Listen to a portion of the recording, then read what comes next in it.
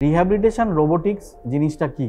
এই neuro rehabilitation যে robotics এর মূল ধারণা বা কনসেপ্ট কি? রাইট ক্যান্ডিডেট কারা, কাদের আমরা রিহ্যাবিলিটেশন রোবোটিক প্রেসক্রাইব করব? আজকের খুব হট টপিক এবং সকলের চেনা টপিক রিহ্যাবিলিটেশন রোবোটিক্স। নমস্কার, আমি doctor Kaustav Basu Thakur, MD PMR, consultant interventional physiatrist at Rehabana, Kolkata. এর মেন কনসেপ্ট হলো গিয়ে একটা টার্ম আছে, সেটার নাম হচ্ছে নিউরোপ্লাস্টিসিটি। নিউরোপ্লাস্টিসিটি হলো আমাদের নার্ভাস সিস্টেমের ability to reorganise after an insult বা ইনজুরি টু দ্য ব্রেন, যেটি স্ট্রোক বা বিভিন্ন নিউরোলজিক্যাল ডিজিজে দেখা যায়। নিউরোপ্লাস্টিসিটি এমন একটি কনসেপ্ট যেটি intensive therapy, task specific training, কিছু ইন্টারভেনশন এবং ফার্মাকোথেরাপি বা ওষুধের মাধ্যমে এটিকে চালিত করা হয়।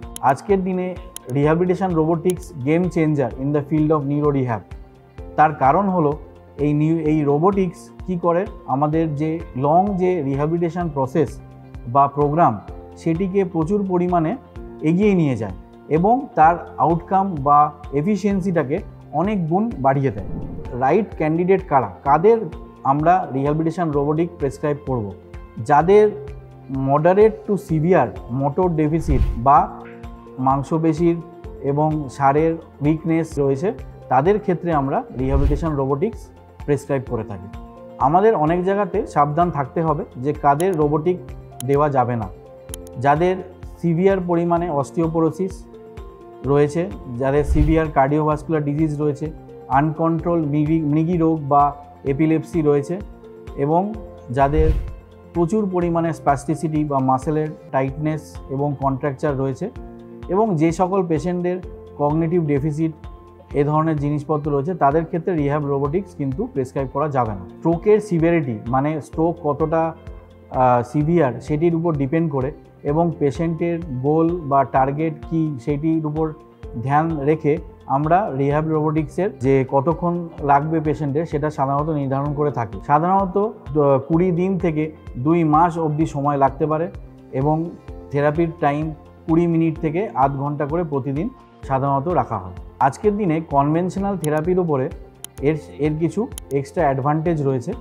যেমন 1 নম্বর হলো গিয়ে যে এই ধরনের রোবোটিক্স বা ভার্চুয়াল রিয়ালিটি গেমস ইত্যাদি এগুলি পেশেন্টকে প্রচণ্ডভাবে মোটিভেট করে এবং রেগুলার একটা লং টার্ম রিহ্যাবিলিটেশন প্রোগ্রামে পেশেন্টকে ক্যাপটিভেট করে বা তাকে এনগেজ রাখে সেই প্রোগ্রামের মধ্যে। 2 নম্বর হলো এটি পেশেন্টের যে ইমপ্রুভমেন্ট বা তার প্রোগ্রেস, এটাকে আমরা এই সফটওয়্যারের মাধ্যমে ট্র্যাক করতে পারি।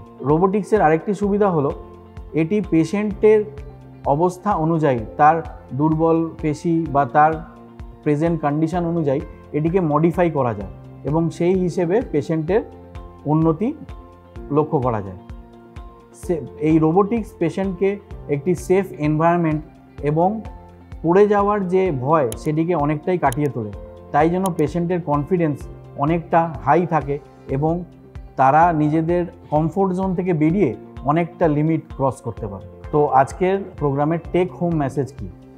টেক হোম মেসেজ হলো যে রিহ্যাবিলিটেশন রোবোটিক্স হচ্ছে আজকের যে নিউরো রিহ্যাবিলিটেশন ফিল্ড তার একটি গেম চেঞ্জার।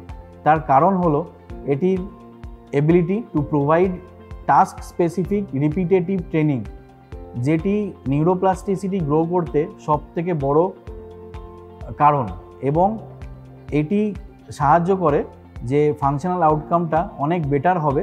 শুধু কনভেনশনাল থেরাপি যে এনাফ নয় এবং তার সাথে রোবোটিক অ্যাড করলে যে অনেক গুণ পরিমাণে বেটার রেজাল্ট পাওয়া যাবে তার একটা উদাহরণ।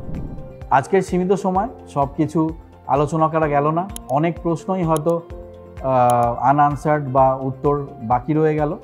যদি আপনাদের কোনো প্রশ্ন বা কোনো কোয়েরি থাকে নিচে দেওয়া লিঙ্কে বা কমেন্ট বক্সে আমাদেরকে লিখে পাঠান, আমরা অবশ্যই চেষ্টা করব সেগুলো প্রত্যেকটির উত্তর দেওয়ার। আজকে এইটুকুই থাকলো। আপনারা ভালো থাকুন, সুস্থ থাকুন। নমস্কার।